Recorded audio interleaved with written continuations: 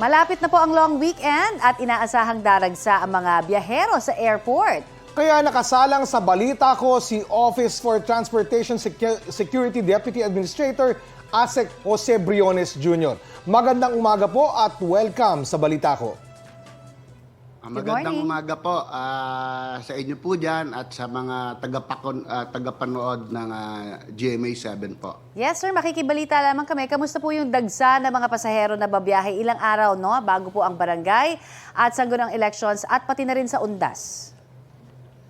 Actually po, mag-uumpisa po ang ating operation actually ngayon nag-uumpisa na po. Pero po yung full blast po mag-uumpisa po sa Biyernes sa 27 kasi yun po yung in-anticipate natin na bubuhos na po ang ating mga mananakay, ang ating mga magbabakasyon, papunta sa kani-kanila mga probinsya po. Okay. So handa po ang ating mga screeners para sa pagkakataong ito po.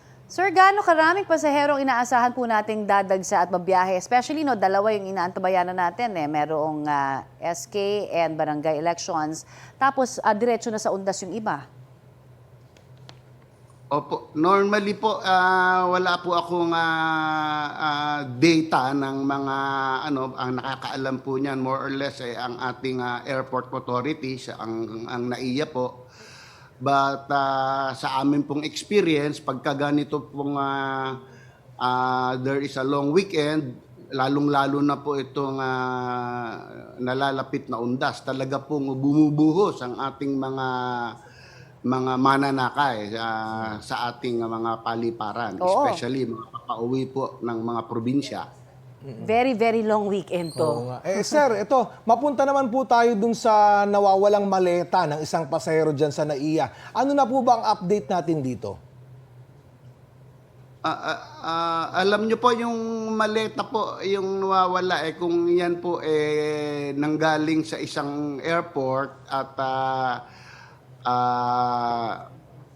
dumating po sa NAIA, ang Office for Transportation Security po hindi nakadeploy po sa arrival area.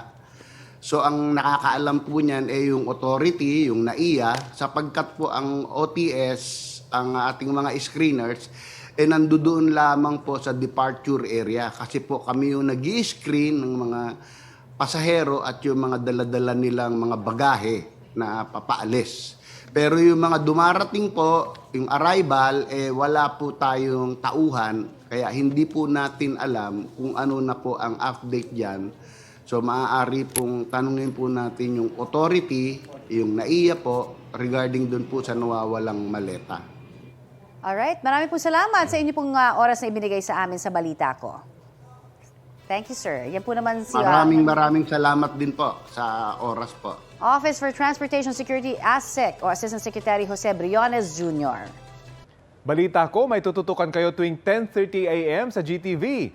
Alamin ang mahalagang balita at impormasyong dapat nyong malaman sa Balita Ko tuwing Lunes hanggang Biyernes.